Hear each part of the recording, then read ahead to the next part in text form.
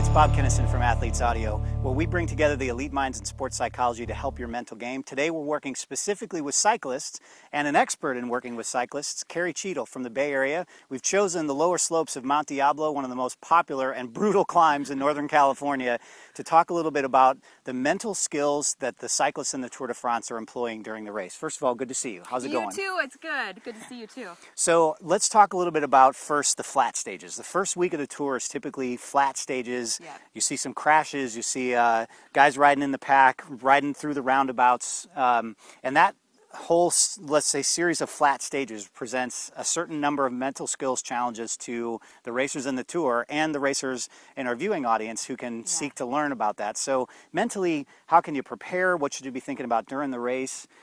Carrie works almost exclusively with cyclists, so let her rip. What should a cyclist be thinking about there? On those, well, there's a few different things during those flat stages, and especially like during the kind of the beginning of a big stage race.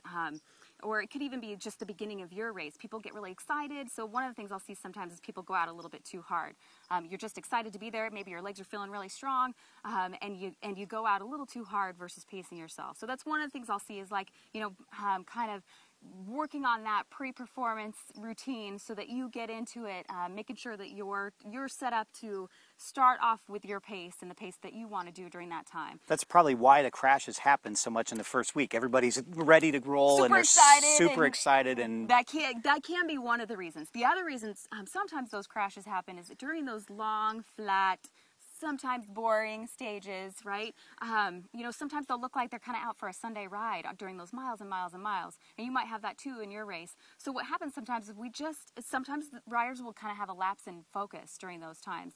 So you're just kind of riding and pedaling and going through the motions. I don't know if you've ever experienced this where all of a sudden, you're just kind of following the wheel in front of you and suddenly that person's gapped off and you don't even realize it because you're just kind of, stuck in the moment and following and not really paying attention to what's going on. So during those long flat stages, that's one of the things I'll see too, is just kind of a lapse in focus during really long periods of time. So what's something that the racer or recreational rider that jumps out in their Wednesday night worlds or their Saturday or Sunday morning race, what's something that they can use as a practice for focus during that race? Well, one of the things I'll do with athletes is work on their sort of critical moments for the race. So what are those times when it becomes really important to have your focus dialed in during that moment in order to maintain your confidence and focus during that time? So, there might be just different times where sometimes they'll have athletes set their watch, and their watch beeps every, certain amount of minutes, and they're doing whatever little sort of focus check-in, or it could even be like if you set your watch in order to make sure you remind yourself to drink or to fuel, that's another time where you can just go, okay, is my focus external? So that's one of the main things during that time is like making sure you're shifting from, sometimes we're up in our head and we're thinking, and when you're up here, you're not in the race, you're not out here. So having some kind of cue that reminds you to get your focus outside, get your focus external. So you're looking at, sometimes you'll see people with certain words taped on their bike, so maybe that's their external cue, is they're looking at the word that's taped on their bike or looking at their glove or something external to kind of shift that focus outside of you. The other interviews, I've talked to some other cyclists, and I know in my experience, my cycling coach used to make me put black electric tape over the heart monitor. He's like, the race isn't happening right there, Jack. It's happening right around here. That's a big one, yeah. So then, as you notice, we're standing on a climb. It's probably 8 or 9% right where we are right now, and there's that moment in the tour where we've been going along flat for, let's say 3 or 4 stages or the first week, and all of a sudden, everything goes like this, and it starts to ramp up, and the cadence changes, and the muscles that you're using changes, and sort of your focus, the amount of guys you're riding with changes. So how does the mind change for those Tour de France guys as they hit the climbs, and then for our racers, what's some other cues that we can give them to help them climb better and more effectively? Yeah, during those climbs, it almost sometimes becomes more of a solo race now. So for while you're climbing, so much of it has to do with your ability to climb and sort of your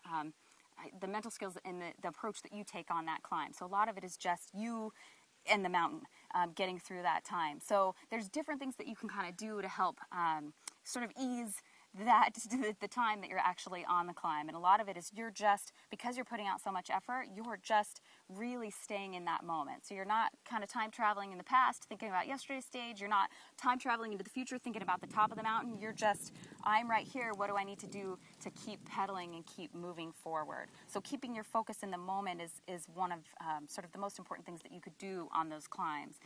What about when somebody goes, we've all had that moment as a rider where I'm pedaling and I'm in my cadence and I'm feeling okay, and then, you know, some antelope goes running right past you that looks like he's barely breathing and Yes. absolutely just, you know, easily, you know, streaming up the climb past you. That, for a rider, I know in my case, as little of a repute of a cyclist as I am, that's a moment where it's like a huge deflation. Like, wow, I thought I was going pretty good here, and then I watched this other guy go right past me. I know a lot of cyclists experience that, so what's Yeah. some things to Yeah. keep in your mind at that moment? Yeah, it's difficult not to feel totally destroyed when Right. you're past like that. Especially when you're feeling really good, you feel like you're on the climb and you're kind of doing it solo, and you feel like this is the best I've ever climbed. And then to have someone kind of fly by you. The key is like to not let it immediately impact your confidence in that moment. You're still having a great climb. You don't have any control over, what that other guy's doing. If maybe he's peaking right now, or maybe all he's been doing is training for climbs. Like, you're still having an amazing climb. So not letting that immediate shift happen to have an impact on your confidence, because that immediate shift is going to transfer to you slowing down on the bike. It's almost like it happens before you even have that conscious thought. So that person passes you and suddenly you feel like, ugh, this is so much harder than I thought it was, and I'm doing so much worse than I thought I was. You're still doing an amazing job. And all those thoughts about, oh, I thought I was doing so much better than I was doing, that there's a physiological change that happens Yes. there, right? I mean, it's Yeah. not just Yeah. your body does influence your mind and your mind influences your body. So it actually does become harder at that moment. Yes. Yeah, absolutely. So when you have any kind of thought that sort of elicits a stress response in your body, that the sort of the physical symptom of that transfers to tension in your body. And when you have muscular tension, an excess of muscular tension, it messes up with your mechanics. So your actual pedal stroke is going to change because it impacts your motor skills when you have more tension. When there's certain muscles that are tense that aren't supposed to be in order to execute that movement, so it impacts you that way. It burns. Muscles that are contracted take more energy than muscles that are relaxed, so you're burning more matches as you're going up that climb, and you're going to want all those matches just for your climb. Right, you're burning them with your head, not with your legs. Exactly. Yeah. Exactly. So then there's also a critical moment in every Tour de France, or a couple of them. I know there's a couple of individual time trials this year, and then so there's the time trial stage, and all of us have raced in those conditions or gone out and tried to put up a PR or a best time up a climb, or engaged in a time trial, whatever that means to us. Yeah. So what about the challenges of that time trial, the time trial stages mentally that we see on the guys on the tour, and then for those of us racing at home? Yeah, the biggest thing I'll see with time trial is just it's focus and then ability to push yourself.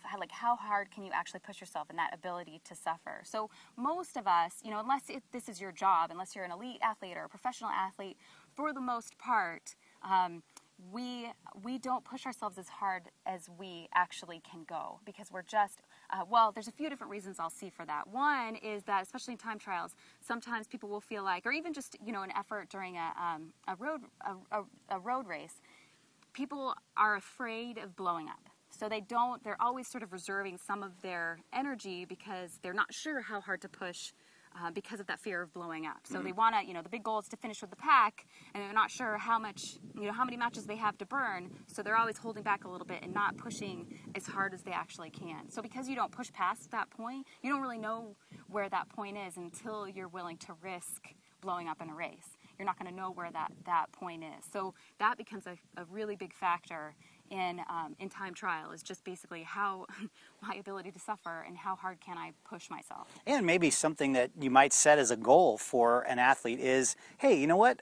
Let's go out and try to blow up this week. Yeah, There's going to be another race 2 months from now or another month from now, and as you say, most of us aren't being paid to ride our bikes, so why not, just to see how far we can go, set a goal to go blow up sometime? Yeah, absolutely. It's hard. I think it's hard sometimes for cyclists not to feel like this one race is my season.